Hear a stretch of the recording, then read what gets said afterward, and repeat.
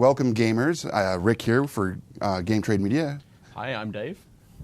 It's Dave from that thing. Look right there, right there. What is that thing? What is From it? From that show with the stuff. Yeah, DaveTaylorMiniatures.com. Check it out. We're here for another episode of Painting Happy Little Minis. We are continuing, and hopefully this will be the last day where we'll be doing paints on the Adventurous campsite and the Rusty Dragon Bar by Wizkids. These are part of their unpainted line of terrain, which is pretty cool. I got set up here. The bar, the tavern, is all set up. Yeah, it looks really good. And speaking of taverns or bars and alcohol. Oh, yes, I like to speak of alcohol. Right, it's all right to partake. Yeah, it is. So last night I went to this place called Charm City Meadworks down in Baltimore. Yeah, they had an event where you could go down there and play Dungeons and Dragons, and it was like an open event. Yeah. And they had about 40 plus people showed up. Awesome. And so 6 to 8 tables of 6 to 8 players, Nice. It was nice. Okay. And it was a lot of fun. It was a great mix of men and women. Excellent. So it wasn't just a bunch of guys down there being like, wait, I'm out of my mother's basement playing D&D, which we all know that is just a stereotype, but I lived it for years. Nice. These some of the photos? Yeah, some of the photos here. We got, this is the table that was right next to me. To the group that I was playing with, and then that's the group that I was playing with right there. Cool. They were a lot of fun. The gentleman that's right straight in the center of the picture was the Dungeon Master. Cool. And had a good time. Took some minis, some of the Wizkids minis that we had here. Oh, awesome. And everybody that came and participated in the event, I gave them minis. Very cool. And a paintbrush. Nice. So that they would paint. No paints. No paints. But it was a lot of fun. I ended up playing. I brought my character with me. I thought it would be kind of fun to talk about him. I played Talon Ducart.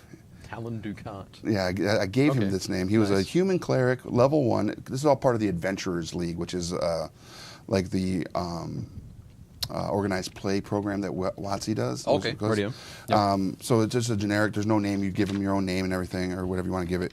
But I was a chaotic neutral cleric of Tempest, who is the god of storms and destruction and stuff. Which is perfect for chaotic neutral. Yeah, and perfect for me. This is true. But I ended up dying in the game. I did not survive. Yeah, I expired. How long did it take? In the final battle of the scenario. Okay. It was a scenario called The Thieves' Den. Right. It takes place in the jungles of Cholt. Okay. At a port city in that area, and I was killed because I have this cool power that is called the Wrath of the Storm, which will inflict some damage, lightning or thunder damage, on an adjacent creature who hits me. Okay. And I was like, all right. So I rushed up to the little group of all the bad guys. I was like, yes! Hit me! Fight me for Tempest, right? And there's a guy off in the corner that shot me with an arrow. It's like, that doesn't help. No. That didn't help at all. I can't rage out and explode with my thunderous revenge. Oh. Because that guy's way over there, and he's not adjacent. He didn't hit me, so I took a lot of damage. And then the next guy hit me. At first level, anything's a lot of damage, right? Yes. Yeah. I only had 9 hit points. Okay. So I got hit by this arrow for like 6. Oh, and then the next round comes around, and like 2 more guys hit me with arrows, and I died. You're right. So, boo. Yeah. And they weren't able to resuscitate me or stabilize me. Because you were the cleric. Yeah. It was a bunch of the players wanted to eliminate the threat, which is understandable because you would think they have these things called death rolls now. So once you go at 0 or below, you roll every time it comes back to your turn. You roll a d20, and if you roll a 10 or better, you get you're getting better. But if you roll under a 10, you get a negative mark, and once you get 3 negatives, you're dead. Right. But if you get 3 positives before you get 3 negatives, you stabilize. Okay. And you'd be fine.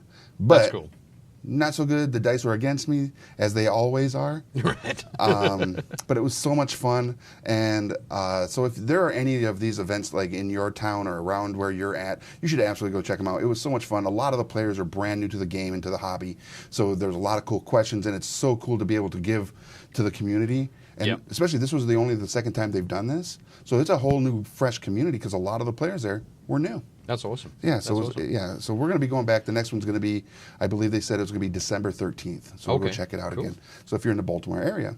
And Come play I guess with the us. other important question is, how was the mead? Oh, the mead. Oh, so good. Had a flight. Okay. Yep. So it was 4 different flavors in little glasses. And then I had one large glass of the one flavor that I really liked. And what sucks is I can't remember. It was like this golden, like had a lemony flavor. Okay. But it was so sweet and smooth. Excellent. So yeah, I'll be That sounds going cool. back. It obviously wasn't an elixir of life, though. Nope. No healing potions for you. Talon Ducart did die, and Yeah. but he died in the honor of Tempest, and so That's it was, awesome. yeah, it was a lot of fun, and you could tell that everybody there had a really good time. That's cool. So, yeah, so for everybody that was there, cool. Fantastic. Yeah. That sounds great. So that was that. Cool. Now I'm gonna keep painting these. What are you painting today? The bedrolls and The backpacks, the bedrolls, I think are pretty much. I just gotta touch them up a little bit. I don't need to. They don't need a lot of love on them. right. Okay. Just brown leather. Yeah. You'll be fine. A little bit of canvas. That's good.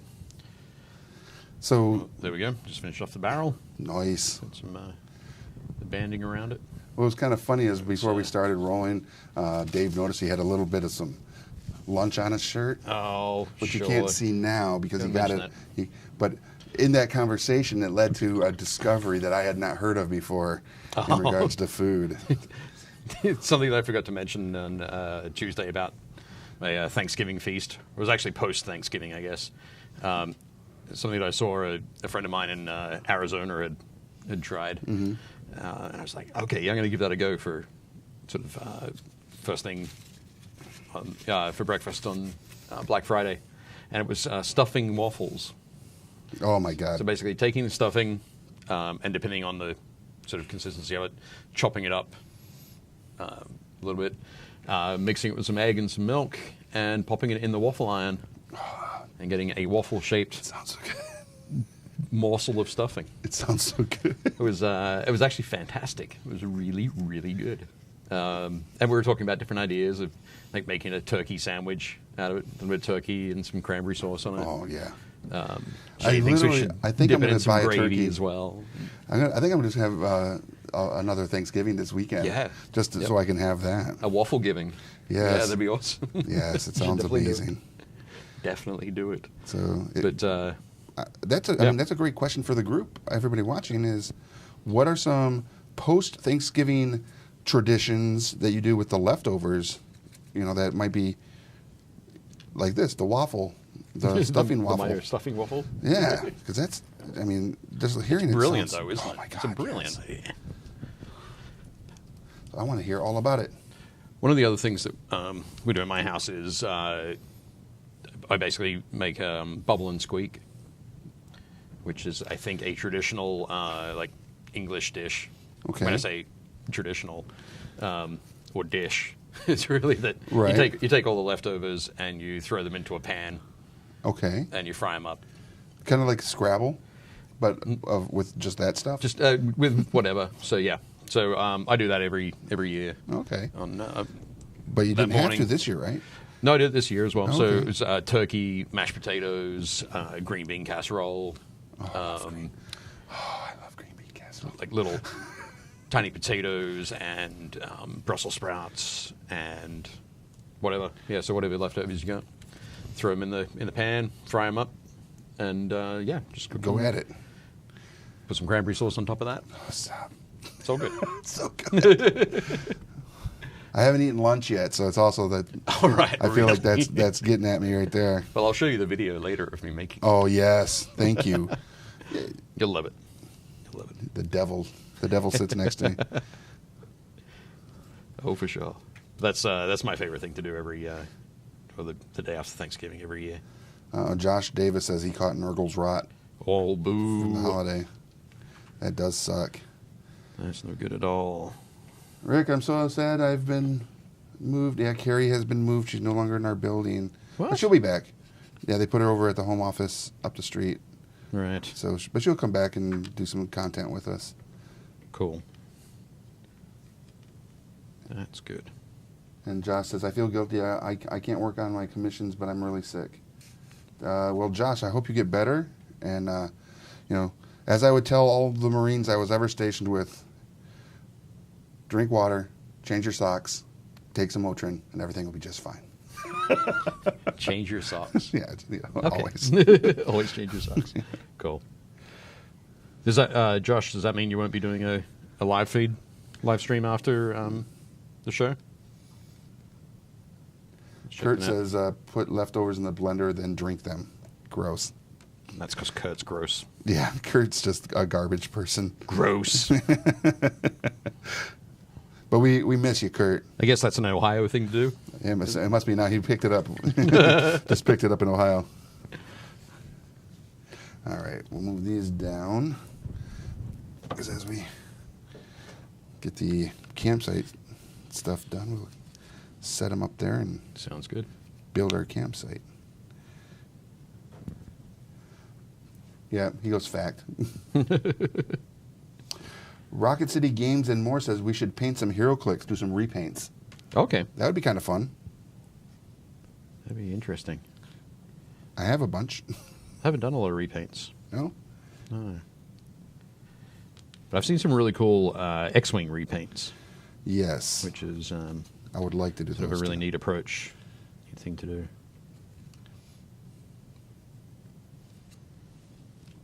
Have you repainted any Never. pre-painted minis? Nope. No? I have not. But it doesn't sound like a bad idea. It sounds like it could be fun. Yeah, I think so. So next week we'll be painting the some ships from Blood and Plunder by Firelock Games. I've got 2 ships to bring in, and cool. We'll give them some painting and some paint love. Yeah, that'll be kind of fun. Nice. We'll have to get in touch with the Firelock guys and see if we can get them on in the chat. Absolutely. Answering questions. I think it's Andrew. I think is one of the guys, like the president or something like that. Yeah. And I think I've spoken with Mike before at shows and stuff. Yeah, we'll try to get them in there, and you guys can ask questions, and hopefully they can answer all of the good questions that you guys have. I think thing I really like about Blood and Plunder and everything the guys have done with that is the level of historical sort of accuracy. Yeah. The detail that they've gone into. Yeah, it's pretty good.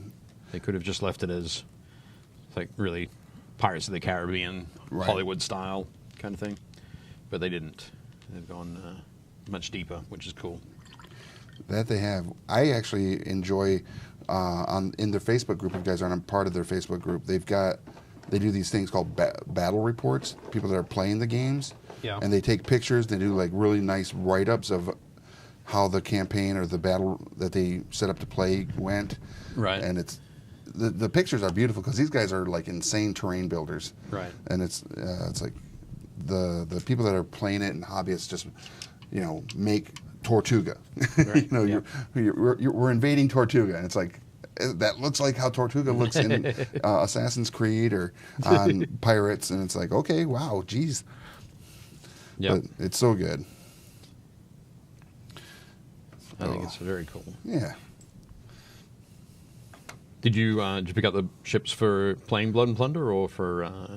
I picked them up because I do want to play it. Yep. But when I saw them, of course, it's like, oh yes, must to paint these, and then got intimidated. Right. No, I don't think they're going to be that difficult, obviously, because it's just going to be a lot of browns and then highlights and whatever, like trim along the edges for whatever colors. Yep. And everything, but you want to do a good job. Oh, for sure. And one of the things is, I think they'd be good for airbrush. Right. Okay. But and I have an airbrush machine. Yeah. Just haven't used it yet, and I know everybody out there has been asking for some content around airbrush. Do you do a lot of airbrush or? I'm not going to say I do a lot. I've started doing a little bit more recently. Okay. I've had one for a long time, And generally I do, there we go. Generally I do base coating with them. So if I've got painting a lot of Space Marines that are blue, going, all right, get the base coats done with that because it's a lot faster. But I'm only just now sort of exploring doing highlights with it. Okay. Sort of messing around with different areas. But the thing that I found is, because we had at one time considered doing it here. Yeah. But the air compressor would be too loud. Right, okay. For being on the camera and stuff. So we're trying to figure out, do we keep it outside the door? Right. And then just run the hose in? Run a super long hose? Yeah. You could probably do that. And then just, because I feel like with a longer hose, it might reduce the strength of the spray. A little bit. But I guess you just turn it up. You can dial that up a bit on your compressor. Yeah. That's the thing I'm sort of exploring at the moment. I had to get a new compressor. My original compressor was kind of locked into 30 or 40 psi. Oh wow, okay. Which is pretty fierce apparently and not recommended for detail work. More like around 15? Yeah, 15 in that sort of area. Okay. So now I've got one that I can adjust it. What kind of airbrush system are you using? Most of the stuff I've got is from Badger. Okay. Badger out in Wisconsin. Okay. And yeah, I've got a Renegade Chrome airbrush. Oh wow. And one of their compressors. I'm not sure sort of which one. Right. But that's pretty cool. There's a good company out there. I don't have one, but one called Grex. Right. They're pretty good. They got some good equipment. They do. And I've and of course Wada. Wada. Yep. Yeah. There's a bunch of really sort of good stuff out there. The one that I got was just like a discount bargain on Amazon for like $75 a full kit with like 2 guns and stuff in it. But yep. You know, that's what I started out with.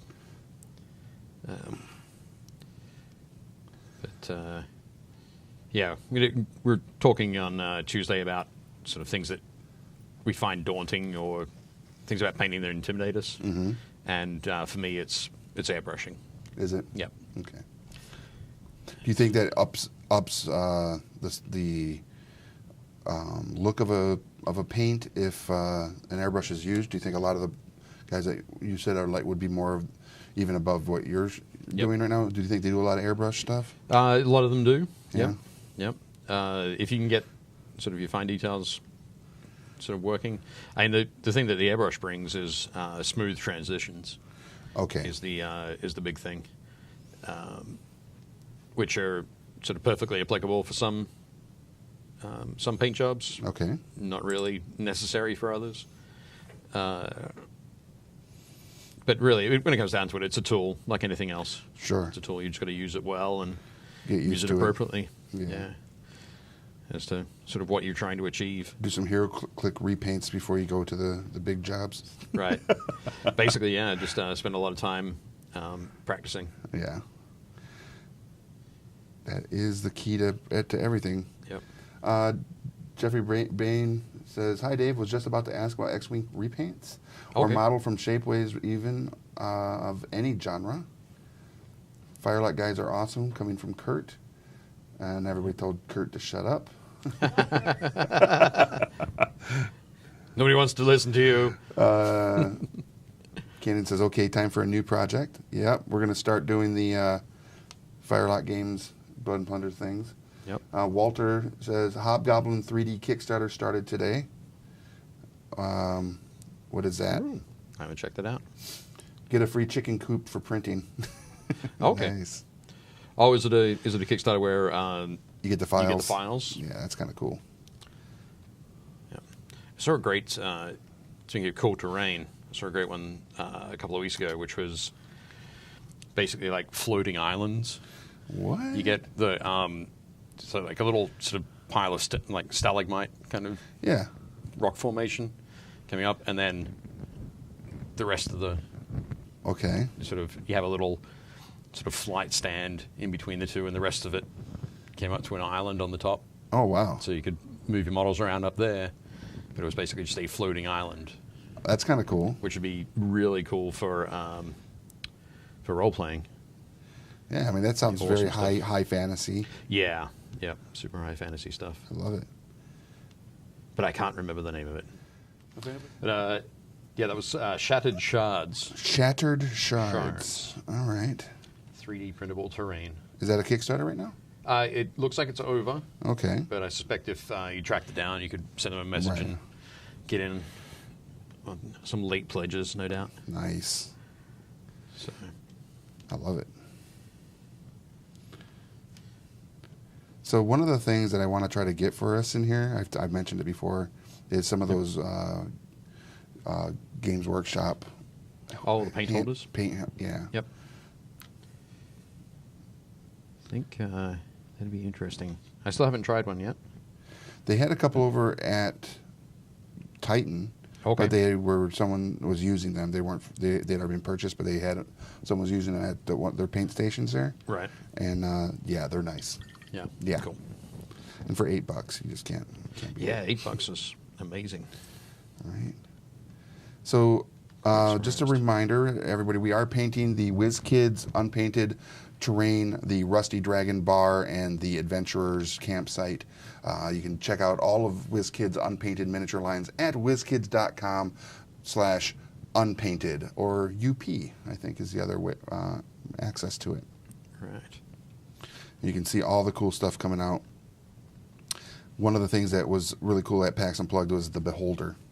Right. It Yep. was You said so you're a big nice. fan of that one. Yes. I mean, it's classic D&D. Yeah. You know? It is. And I have on many occasions used Beholders as, the end boss in the campaign setting. Right. Because they're not dumb creatures. They're extremely powerful. They can take charge. And in the Forgotten Realms, one of the big bad guys in Waterdeep that is in Undermountain is a Beholder. Okay. Yeah, Heard you. and he's just crazy tough because he's like in association with a bunch of drow. So he's just a tough bad guy. Excellent. So you heard it here first. If you're playing in a campaign run by Rick, Good chance. Beware the Beholder. Beware the Beholder, but before that, always beware the Gnolls. Because he's got lots of them painted. I have lots of those. One of my favorite bad guys. Excellent. So what are you painting on at the moment? I finished the bedrolls. I'll put them out. Right. They're filthy little things.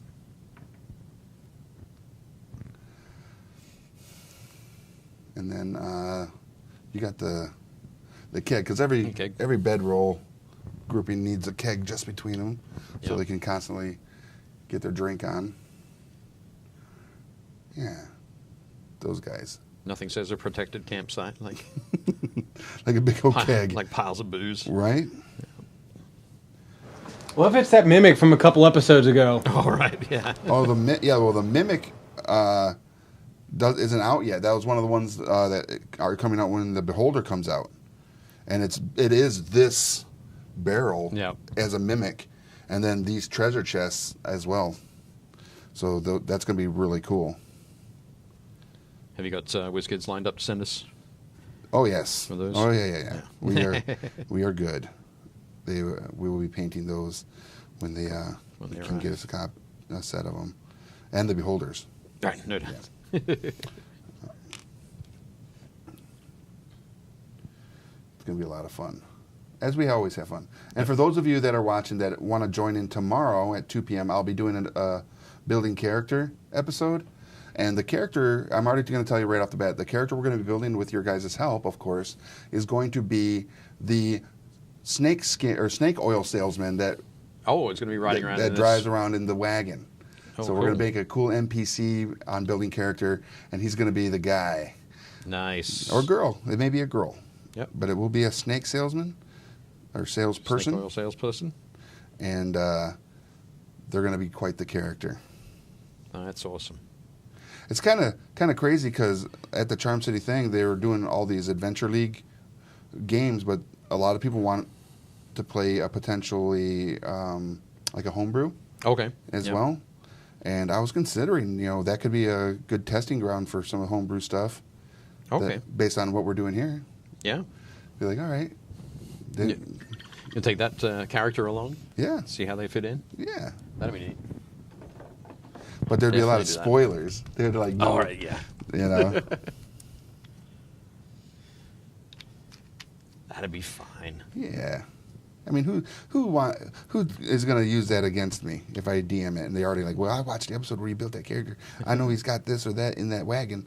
We're going to just kill him and take it. It's like, no, that's not that. Dang it. It's not how it works. You don't know. Oh. That doesn't happen anyway? Usually does. Yeah. Well, I'm sorry you failed your perception check.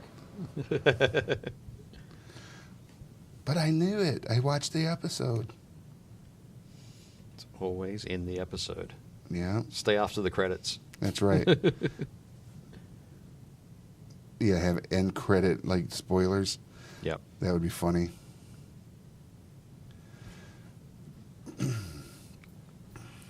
I'll have to talk to Johnny about getting some of those sorted. Yeah, Johnny's like, dang it, Rick, stop. I More don't need work." more stuff. And Shang's like, I'll just, watch and laugh. Watch and laugh. Yep. So for those of you that don't know, Johnny is the voice that sometimes chimes in from the studio.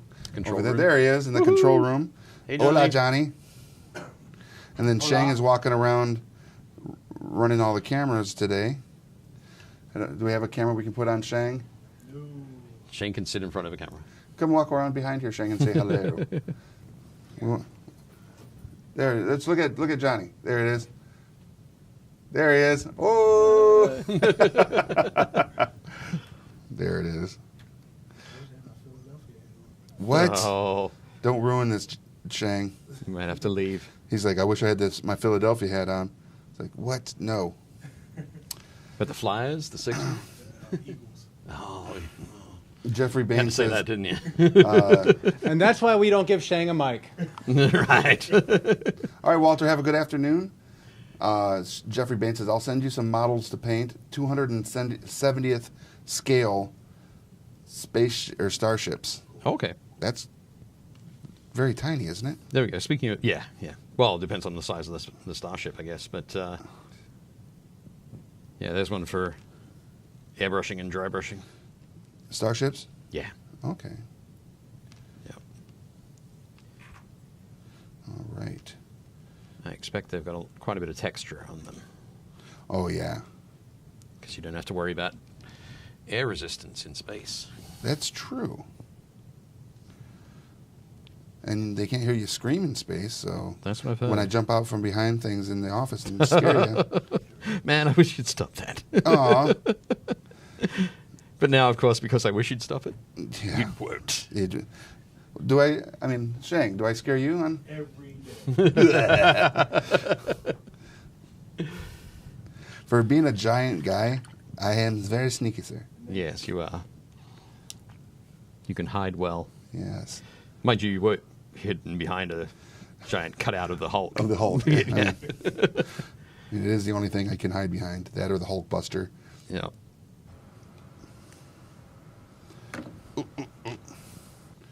Carrie says she needs to come back to do some more painting so she can get better. All I right. agree. Not that you need to get better, but that you need to come back. Because you painted just fine. Yeah.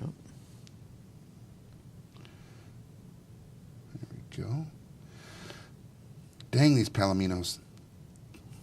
Yeah. Palomino. It's a bold choice, Cotton. Let's see how it works out. Yeah.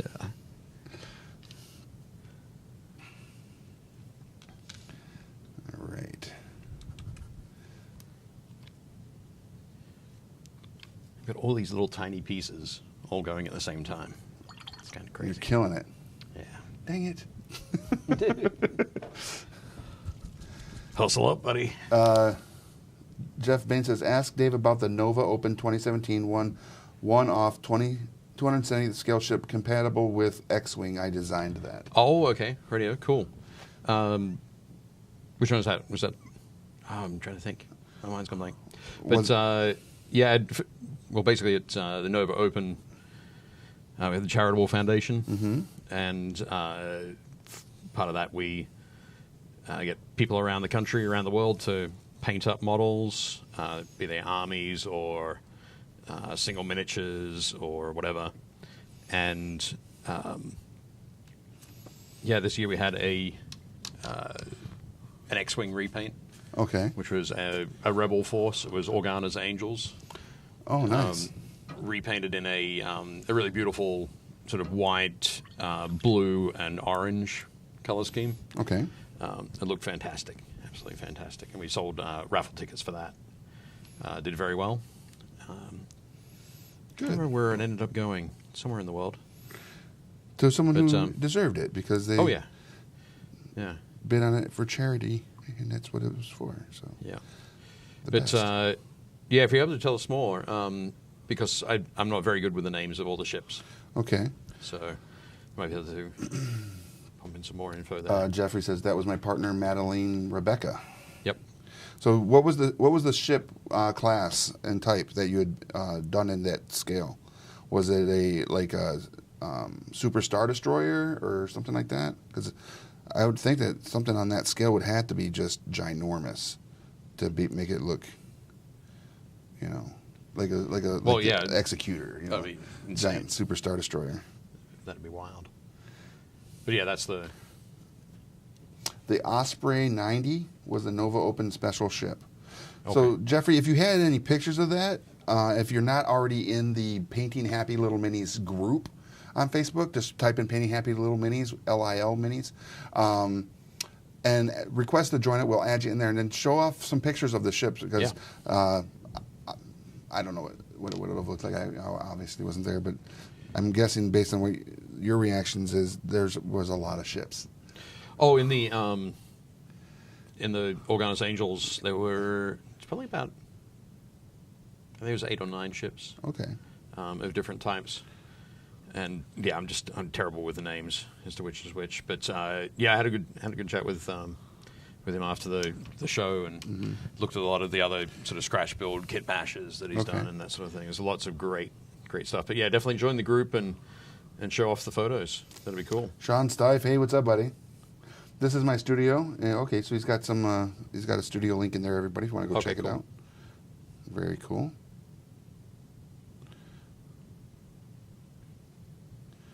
I like it. But yeah, that was Madeline's first year for joining us on the team. Okay. And yeah, she really knocked it out of the park. Did a great job. Happy Little Minis. Yeah, for those of you that are new to watching us here, in the beginning, my friend Kurt, and Dave's friend Kurt, was the co-host, and he and I used to wear Bob Ross wigs, and it was all very cheeky, but fun. Of course, you see the cover photo of you guys wearing the... Right. Did you used to wear those like every episode? Every episode. Wow, that's dedication. Yeah. That's amazing. Well, it lasted only so long as until some of the retailers that were like broadcasting this were like, it's very distracting. Some people are wondering, why are you wearing the afros and stuff. And it's like, we weren't trying to be insensitive. It's just, we're trying to draw out our inner Bob Ross. Right. But it was a lot of fun. Yeah, that's cool. But we decided, that could go the wayside. One, because I wasn't really sure, if Kurt was actually taking it off when he left. Okay. I think he was just actually trying to just make it a part of his wardrobe. He was trying to squeeze it under that hat. Yeah, under his ball cap. Under his O's cap, yeah. Yep. So we just had to get rid of it because we didn't want it to become like a permanent thing for Kurt. That's good. That's thoughtful. Yeah. Good job. Hey, Stephen. Thanks for joining us. We are painting the Wizkids Unpainted Terrain, pre-primed with Vallejo Prime miniatures. The Rusty Dragon Bar, which is this right here, is already done.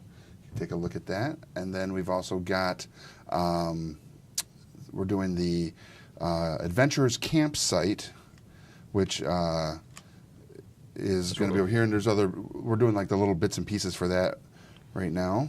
But again, these are all by Wizkids. So you can check out Wizkids.com and their /unpainted and see a bunch of the other miniatures that are available in their Noel Zur's Marvelous Miniatures and Deep Cuts line, which is their Pathfinder miniature line.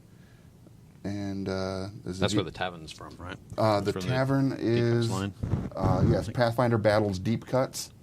Cool. Yeah, you can see right there on the back it says Deep Cuts. And then the Noel Zur's Marvelous Miniatures Adventurous Campsite is this one right here. Excellent. So there's all sorts of, and this one, the wagon is so freaking cool. And for those of you that are watching tomorrow at 2 p.m., we'll be doing a building character episode where I'll be making the guy who, or girl, with your guys' assistants, who is the owner of the snake oil sales that the wagon will be representative of. So that's going to be a lot of fun. There we go. Cool. There it is. I'm glad you found that chimney for it. So now I've got that drying at the moment, so we'll be able to pop that on once we're done. Nice. Now I'm going to tackle the fire. Okay. So I don't know where we are on the side camera, Johnny, but for the there we go, right in the middle. So you can see that sort of clear resin or clear plastic sort of set of flames there. I'm going to mess around and try and paint those, but I'm going to. Because the tough part with painting, generally, you're always usually trying to highlight up. Right. So you start with your darkest color in the deepest recesses, and then sort of building out. Okay. As you go lighter, but of course, fire is hottest. It is brightest where it's hottest. Right at the tips. So right. No. At the Dang base. it, man! That's why I always get burned. Yes, always. Let me just stick my hand right in the middle there, because that's going to be the coolest. Right? Yeah, it's the coolest. Dang it! Ouch. So you're painting it wrong, right? You're painting it red in the middle and yellow at the ends. Yeah. Yeah. Other way around. Other way around. So I'll start by painting some yellow onto it. All right. And what's really cool is a lot of the miniatures that are made by Wizkids in the Noel Zur's line and the Deep Cuts line have these clear acrylic resin pieces, be it like where it represents like energy coming around a wizard's hand and blasting out, or wrapping around their body in some capacity, or like specters and spirits, hellhounds have a clear, like a full clear cast miniature, and using inks and other things really are fun on those as well, because you get the transparency of the acrylic still being highlighted and utilized. Yeah. So it's really cool stuff. Definitely a lot of fun if you can get it to work well. Yeah. I think using, not necessarily on flames, but on some of those effects, using blues and greens are really good, because you can get a lot of control with the amount of pigments you have in the paints. Generally, yellows and oranges and reds don't have a lot of pigments in them, or they aren't sort of heavy with pigment, so you really only get the thinned down version. Okay. But yeah, you can do some amazing stuff. I actually painted a well, basically, Cool Mini or Not for their Dark Age range. Okay. Has a number of sort of special edition miniatures that are done in a translucent resin. Okay. So it's like a fire elemental done in yellow. Oh, nice. So sort of this sort of yellow color. Right. And so I got one of those and started to shade that down with some reds and oranges and that sort of thing. And the model's sculpted to look like it's sort of some sort of crazy magma lava kind of creature. All right. So all of the legs are all sort of cooling black lava plates. Oh, okay, yeah. So it was really cool to be able to work it down from that red and orange and bright into like a black and charred down to the black and charred. Yeah, that's cool. Definitely a lot of fun working on that. Well, I think, again, that's one of the reasons why a lot of people find painting the miniatures and the modeling side of our hobbies so much fun, is because there are so many new techniques that you can learn from watching like Dave and others, Josh. And Drew and all those that are in the group, and all the other ones out there, Warhammer TV. Yep. Literally every painter on there is ridiculous. But you can learn so many cool new things and just continually advance your skill set. However, I don't listen. I'll never learn a thing, and I'll just do my thing. Yeah, you're kind of stuck. There's a certain point where past that learning will not happen. I'm just like, screw it. No, I think you're learning. You're learning. So Steve says, busy building my own paper and dice game. Very cool, Steven. Craig says, I made a Lantern Corps archetype for 5e, working on one based off the Guyver. Also made a new 5e race to have made Chozo armor from Metroid as a magical armor in 5e. That's kind of cool. Metroid armor. You familiar with Metroid, the old video game? I'm not. No. Okay. I may have played it. You probably did. I think everybody did when like we were in an kids. arcade? Yeah. Okay. Yeah. Debbie Harder is here. What's up, Debbie? Rick was supposed to test play the Lantern, but never heard if he has. Man, Craig, dude, why are you throwing me under the bus, man? It's like I'm literally busy all the time. I would love to have been able to play it more. My DM moved to frickin' Ohio, man. You're killing me, dude. I looked at it and I thought it was awesome. It looks great. Man, this guy.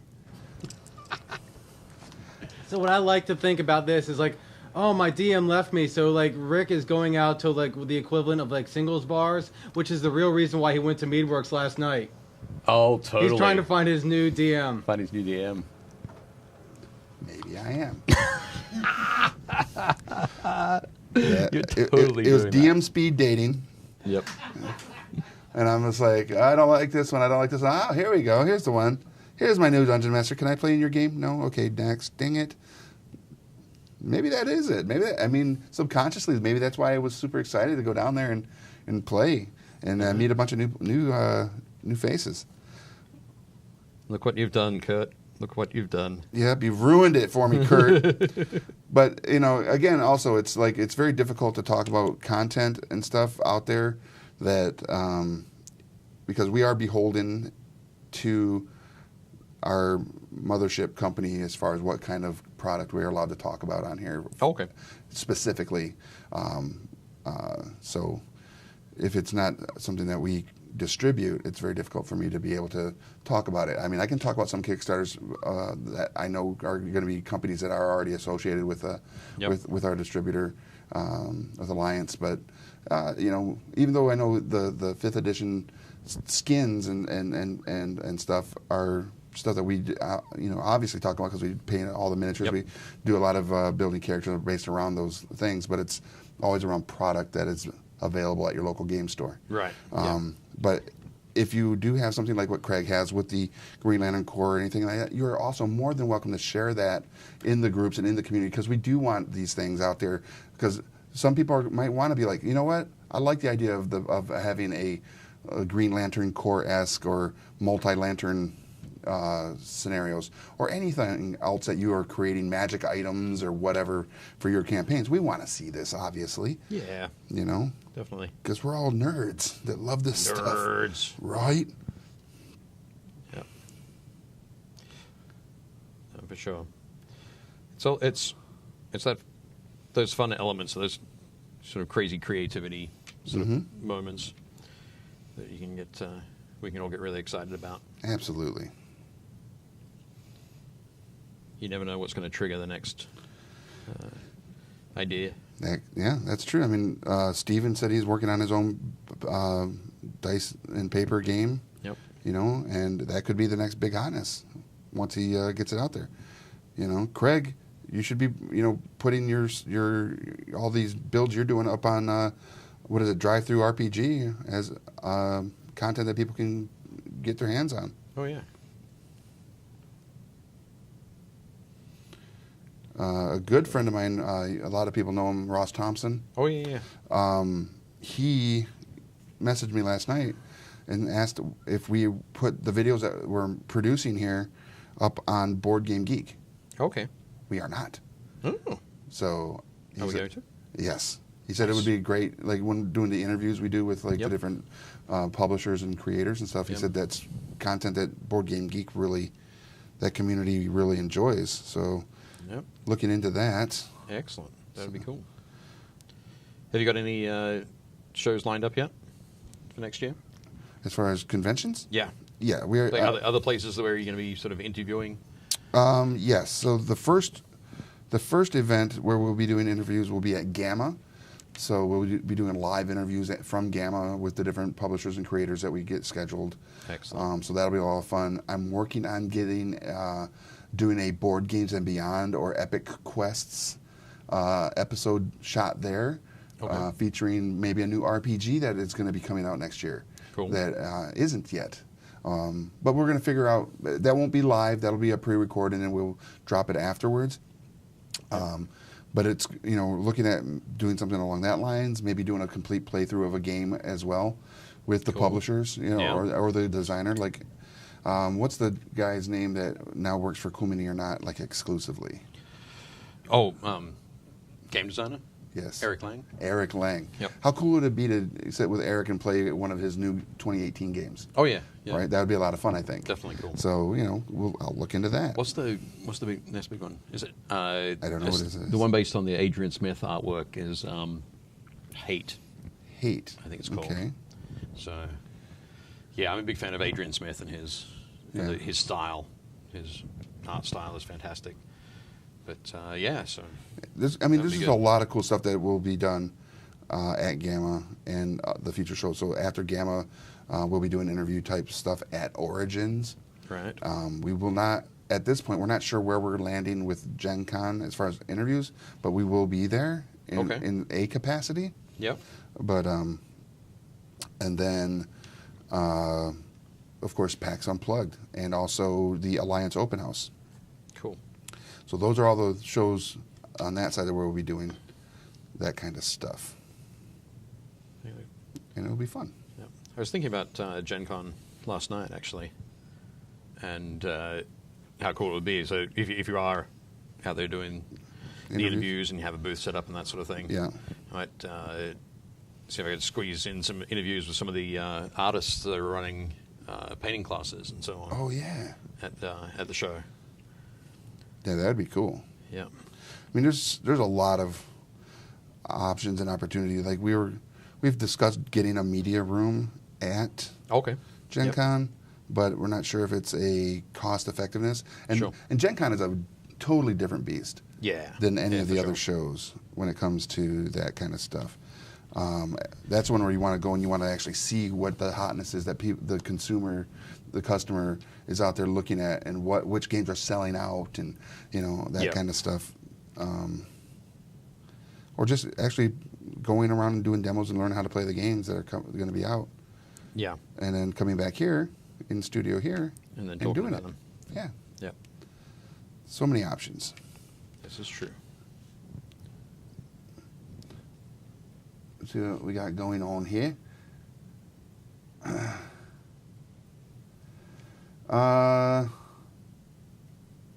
Todd says, transparent resin plastic sounds like it would be great for translucent effects, but I'm not entirely sold on it actually providing a viable benefit. It seems like trying to do a good paint job on them is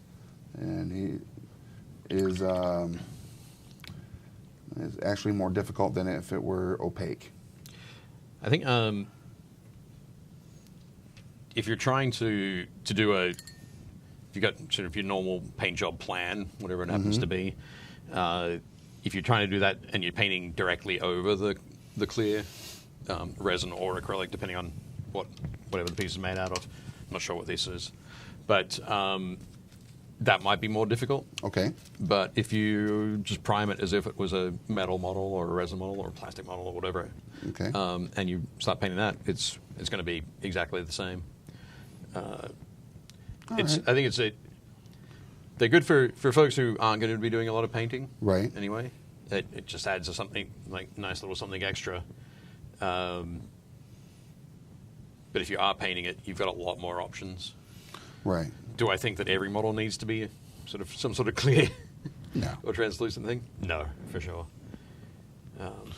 And sometimes it can be distracting. Yeah, and for those of you that have done some of the miniatures that have those opaque or clear resins as a part to the miniature, like the wizards and stuff from the line, or the specters and the hellhounds, and there's a lot actually. A lot of them do have it in the Nolzor's line and the deep cuts. Put them up in the Painting Happy Little Minis group, and again, if you're not already part of it, join the group so you can see all these things and join in the discussions that are there, Yep. and teach your skill sets if someone wants to learn from it. Let people know how you're doing it, because a lot of you guys are just killing it. Doing some great stuff. And yeah, usually after each feed on Tuesdays and Thursdays, Josh puts up, or he sort of starts at 3 o'clock, starts doing his own sort of painting feed. Right. Which goes, he sort of links through to the to that group.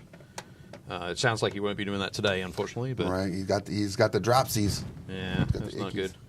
But yeah, definitely worth hanging around for. Yeah. To check those out. And he's really good. Yep, that's nice stuff.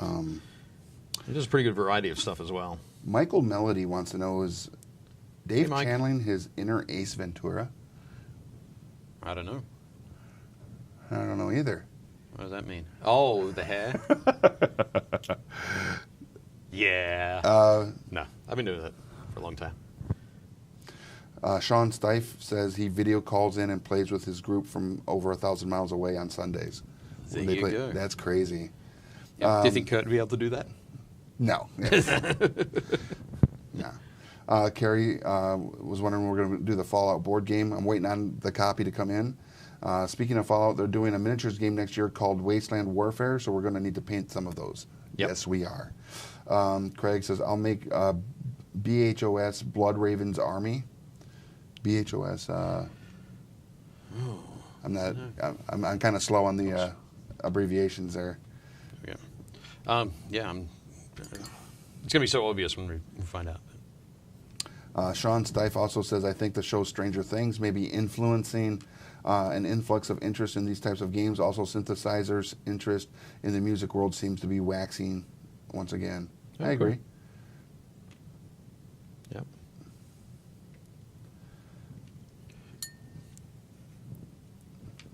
Thomas says, we are very brave to leave Nuln Oil open.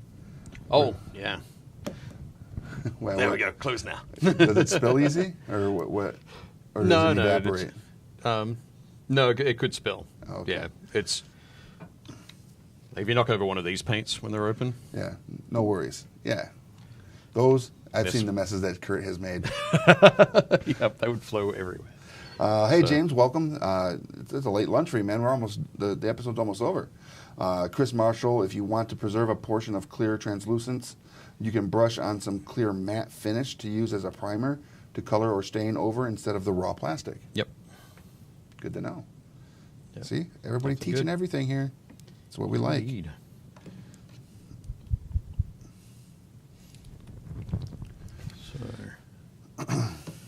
So we've got some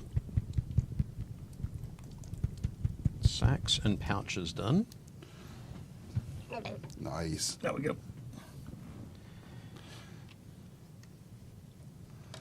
Sacks and the pouches. Sacks and pouches.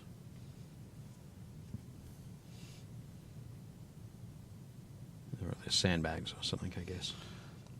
Bags of wheat. I've got a joke about that, but I don't know if I can say it. Probably not. All right. It probably is feed for the horses. That's what's in those bags. Yep.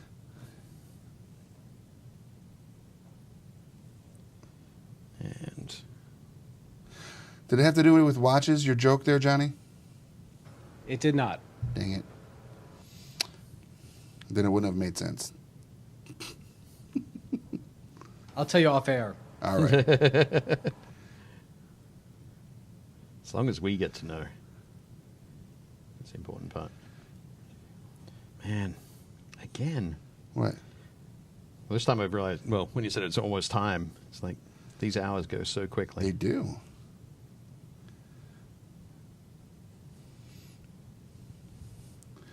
Brotherhood of Steel. That's Okay. Oh, okay. From Fallout. that's why I was brain farting. I have actually only played a little bit of the original Fallout, and never really. I don't really have time to play the actual video game stuff out there, which is kind of funny because I want to focus more on the board gaming and Right. everything. But there's been a lot of like crossovers lately. Look at that. Here we go. I like that the pillows are green. Yeah. So that, it doesn't. It blends in with the forest. Oh. How are people liking that fire? Is that fire looking good? Fire's ridiculously good.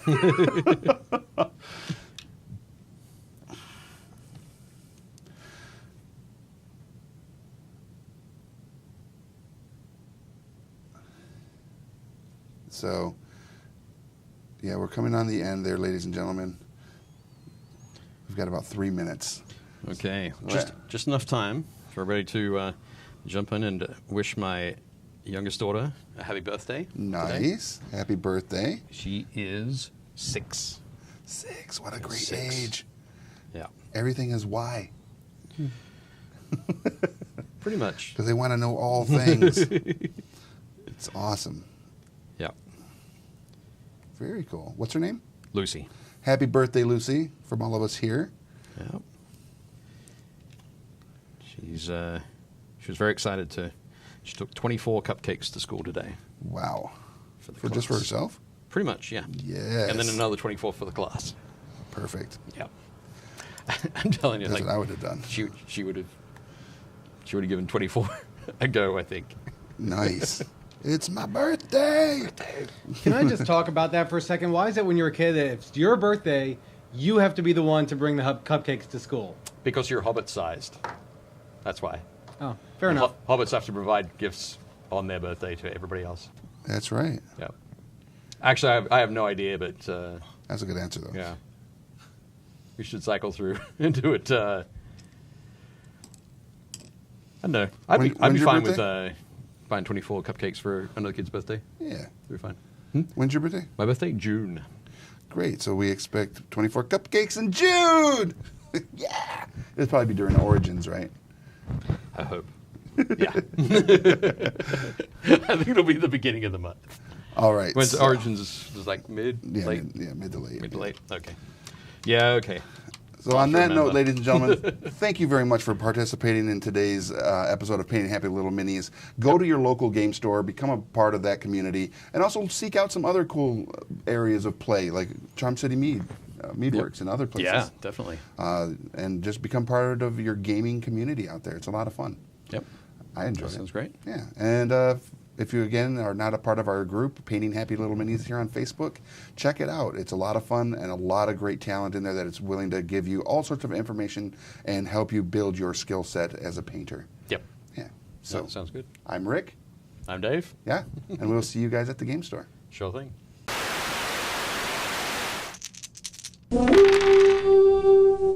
Don't forget to subscribe to Game Trade Media, leave a like, and comment on what videos you'd like to see next.